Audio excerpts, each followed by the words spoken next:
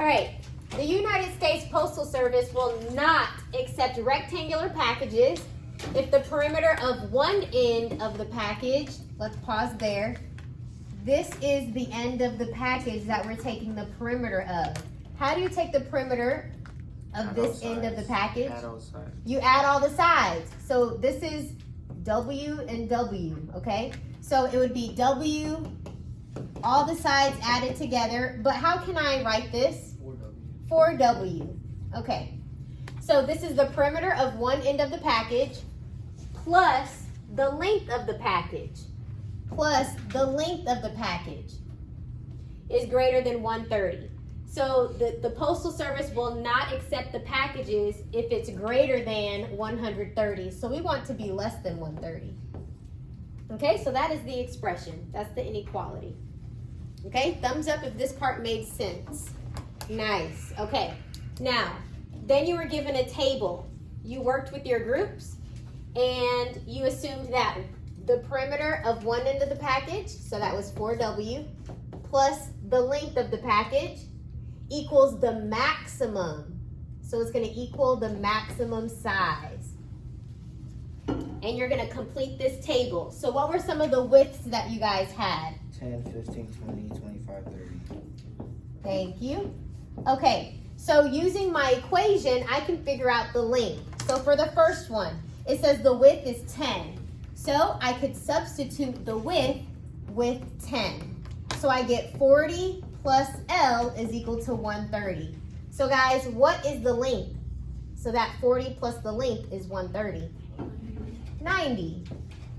Okay. Now let's find it for 15. If your width is 15, we're going to figure out the length. I'll do it over here. 4 times your width is 15 plus the length is equal to 130. So what's 4 times 15? 60. And then we're going to solve for the length. So you can subtract 60 from both sides. What is the length equal to? 70. All right. So that is how you find the length. You plug in your width and solve for the length. So guys, what did you get for the rest of our values? 50, 30, 10. 30 and 10. Okay, so we found the length. Now let's find the volume given these dimensions. Let's go back to our photo. Our photo, it says we have the width times the length. So when you're doing the volume of a box, you multiply all three of your dimensions together. So you would do W times L, right? Width times the length. So for this one, you would do 10 times 90, and that would give you 9,000. 30 times 10 is also 9,000. So these are the volumes for those boxes. What's 15 times 70? Thank you. And then 20 times 50. Did y'all get 20,000? Okay. And then 25 times 30, what'd y'all get? I got 9,000. Wouldn't it be 90,000? No, it would be 9,000. It is 9,000. Oh. Give an estimate for the largest possible volume that's acceptable. Okay, so let's look here. It looks like the highest in our table was when the width was 20, right? It gave us the biggest volume. The next biggest volume was when the width was 25. So let's test some numbers between there. Maybe we might find a bigger volume. So how about we do 22? Let's try 22. Okay, so guys, I'll have 4 times 22 plus L equals 130. Can you guys solve for L for me? Thank you. So you guys got 42 for the length. And then what would the volume be? 22 times 22 times 42. 320? 28. Nice. Okay, so that is bigger than that previous volume. So I'm just going to estimate the biggest volume is when your width is 22. So let's see. Give an estimate for the largest possible volume. I'll say what we just found, 20,328. And you guys can test some more numbers to see if you can get the actual largest one. Number 3, write an expression for L. Didn't we say 4W plus L equals 130? Yes. So we're gonna find an expression for L. That means I want L equals. So just subtract 4W from both sides. So that means your equation is 130 minus 4W. Write the volume of the package V as a function of W. And W stands for the width. All right, so I know that volume is all the dimensions multiplied together, right? W times L. That's the volume. So this is W times L. If we leave it like this, we're not doing it correctly because they said they want it as a function of W. This means they only want the variable W. They do not want the variable L, okay? They only want W's. So what I'm gonna do is replace this L with what I have up here. L is this part, 130 minus 4W. Now, my entire equation has W's, no other variables. W times W is just W squared. All right, so that can be your expression for volume, okay? Show me how you feel about this problem. Thumbs up if you got it, in the middle if you still don't get it, and then down. Okay, very good, nice.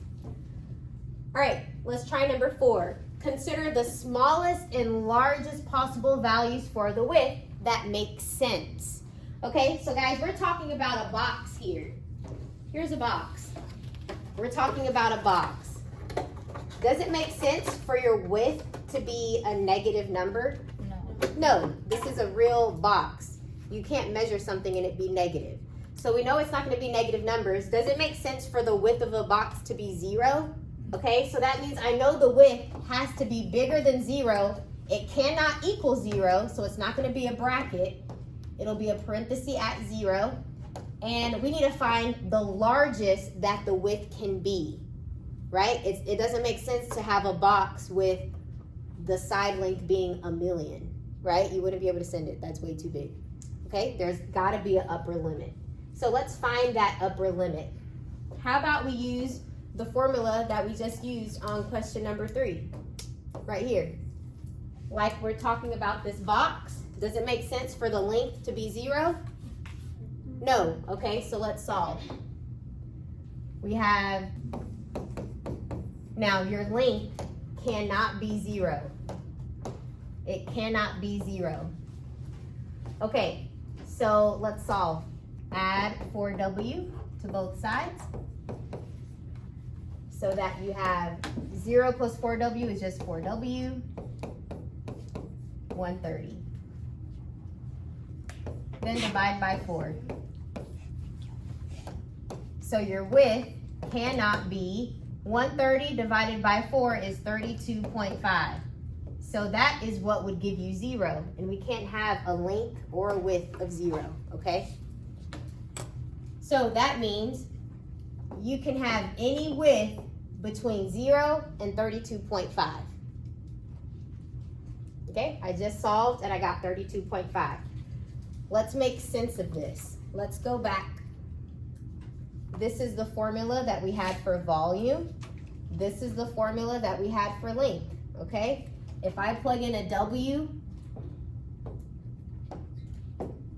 being 32.5, if I plug 32.5 in for these W's, well, 4 times 32.5 is 130. And 130 minus 130, you get 0. That wouldn't make sense.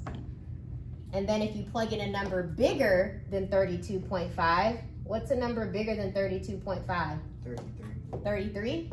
Okay. So 4 times 33, I think that's 132. That would give you a negative value. And that wouldn't make sense, okay?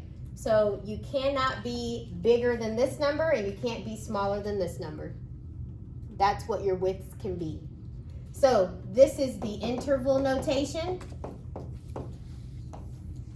They also want it in inequality notation. So 0, W and 32.5. Your width has to be between these numbers, but it can't equal those numbers, okay?